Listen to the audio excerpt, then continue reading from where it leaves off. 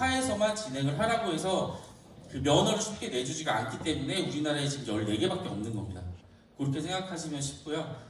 그리고 저희의 모든 신탁사의 목적은 뭐냐면 부동산이나 어떤 거를 저희한테 맡겨주시면 여기서 생겨나는 이익을 다시 돌려드리는 역할입니다. 그렇다고 저희가 무상으로 하는 건 아니고 정해진 일정 보수를 받고 그 이상 되는 어떤 수입은 다시 소유자분들한테 돌려준다고 생각하시면 쉽습니다. 이제 가장 중요한 포인트가 오늘 요건데요. 그래서 왜 우리가 조합 방식을 안 하고 신탁 방식을 해야 되냐라고 궁금한 점이 제일 이제 많으실 텐데, 신탁 방식에서 제일 중요한 게 딱 두 가지만, 오늘 집에 돌아가실 때 딱 두 가지만 기억해 주시면 되는데, 하나는 신탁사가 맨날 주장하는 이제 사업비를 절감할 수 있다는 부분입니다.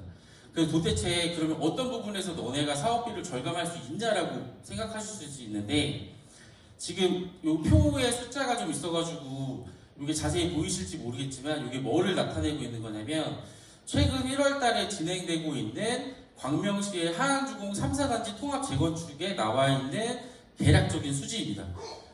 총 사업비는 거의 2조 가까이 되는 돈이고요. 여기서 저희가 중요하게 생각해야 되는 게 공사비입니다. 조합 방식으로 갔을 때는 공사비가 1조 5,500억 정도 될 거고, 신탁 방식으로 진행됐을 때는 1조 3,943억 정도가 됩니다. 왜 조합 방식이랑 신탁 방식이랑 공사비 차이가 나냐라고 생각하실 수가 있어요.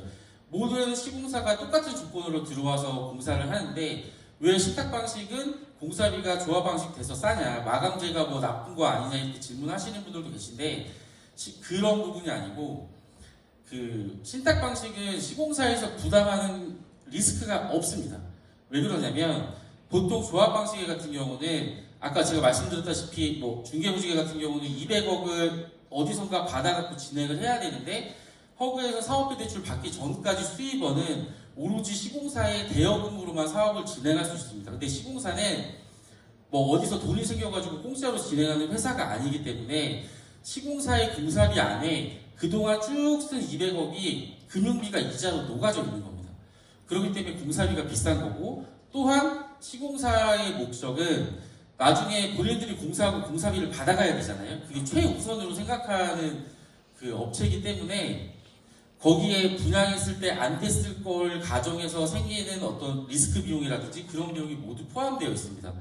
그래서 한 3, 4년 전에 주거환경연구원에서 조합 방식과 신탁 방식의 공사비 차이가 얼마나 나는지 조사하는 게 있는데 10%에서 14% 정도 차이가 난다고 이제 발표된 게 있습니다. 그렇게 따지면 지금 하안주공 같은 경우는 지금 조합 방식이랑 신탁 방식이랑 예를 들어서 10% 정도 차이가 있다고 보면 공사비 차액이 1,557억이 됩니다. 여기에 소유자 수가 3,000명 정도 되는데 그거를 나누면 세대당 거의 3,150만 원 정도의 신탁 방식으로 갔을 때 이득을 얻을 수 있습니다.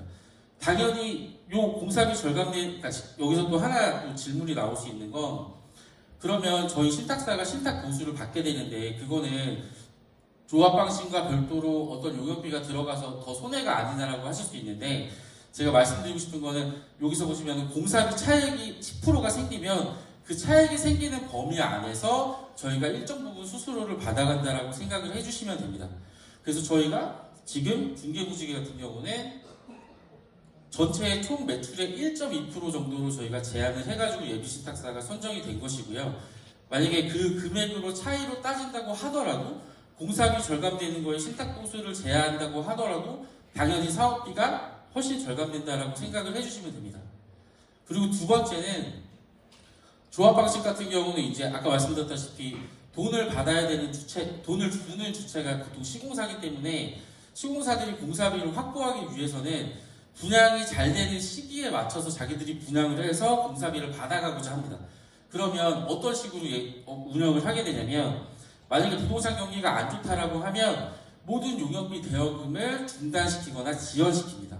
그러면은 그만큼 소유자분들은 처음에 사업 시작하고 나서 언제 예정된 시기에 저희가 입주하기로 해놨는데, 일방적인 돈을 주는 시공사에서 돈 지급하는 거를 지연하면서 결국은 조합원들이 손해를 보게 되는 구조가 생기는 거거든요. 근데 신탁 방식은 그런 경우가 없습니다.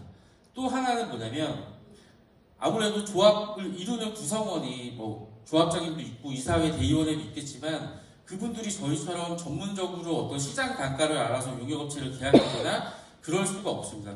그 과정에 저희가 언론에서도 많이 봤겠지만 어떤 각종 비리가 생기고 그거에 따라서 조합장 해임총회가 열리고 조합장 해임총회가 열리면 다시 조합 집행부를 구성하는데도 몇 개월씩 소요가 되고 다른 데 조합원으로 계셨던 분이 있을 수 있지만 그렇게 되면 조합장을 누가 주민 중에 대표로 할지도 정해지지 않은 상황에서 변호사가 직무 대리로 해가지고 나머지 일정을 소화하게 되는데 그럴 경우에 한없이 몇 년 동안 사업이 지연될 수도 있습니다. 또 하나 최근에 이제 작년에 문제였는데 저희 둔촌주공 아파트 언론에서 많이 보셨죠. 시공사가 공사하다가 중단해가지고 공사비 인상해가지고 입주가 늦어지게 되는 현장이 있었는데 마찬가지로 어떤 전문성을 가진 데가 도급계약을 체결하고 시공사랑 공사비 협의를 하는데 아무래도 조합장이나 조합에 있는 집행부 같은 경우는 전문성이 떨어지고 그리고 처음에 계약할 때 계약 조건 자체도 시공사가 주는 유리한 조건으로만 계약을 할 수밖에 없어서 결국은 소유자들이 시공사한테 질질 끌려가게 되는 겁니다. 그래서 공사비도 어느 정도 막을 수도 없고 거기서 멈추면 멈추는 대로 우리만 손해를 봐야 되고 그거에 따라서 이자만 늘어나게 되면 나중에 입주할 때 분담금만 더 크게 내야 되는데 신탁 방식은 이 일정을 최소화할 수 있는 겁니다. 최소한 시공사를 선정할 때 도급계약서에 저희가 공사비 올라가는 범위를 어느 정도 한도를 두고 그거에 맞지 않는 회사는 아예 저희가 배제시킴으로써 시공사 교체에 따른 공사비 인상이나 사업 지원을 최소화할 수 있습니다.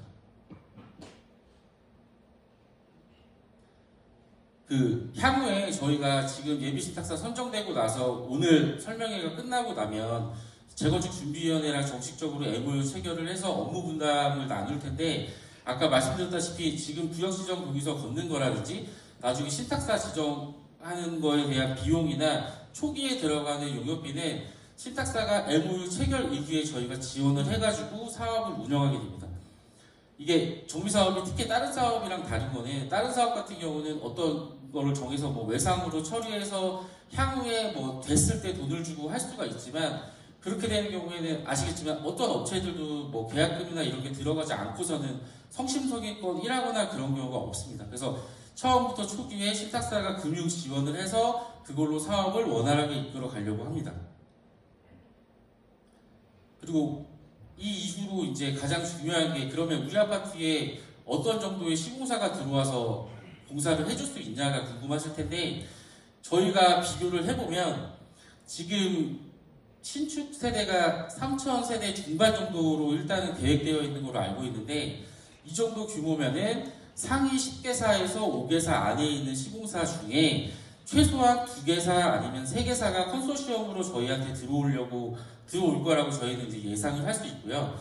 그리고 시공사를 선정하는 시기도 일반 조합 방식 같은 경우는 예를 들어서 그냥 건축 심의가 끝나든 하든 생각 없이 그냥 시공사 선정을 내겠지만 저희 같은 경우는 어떤 사업 운영하는 노하우가 있기 때문에 각 시공사들이 수주 목표로 하는 액을 저희가 나름 파악을 하고 그게 안 되는 시공사들을 우선 접촉해가지고 저희 사업장에 참여할 수 있게 유도를 할 수 있는 정도의 업무를 할 수 있습니다. 그래서 저희가 추진하고자 하는 거는 지금 이게 도입순위가 향후에 변경될 수도 있지만 상위 5개사에서 2개사 정도가 컨소되는 시공사를 데리고 오기 위해서 최선을 다하겠다고 말씀드리겠습니다.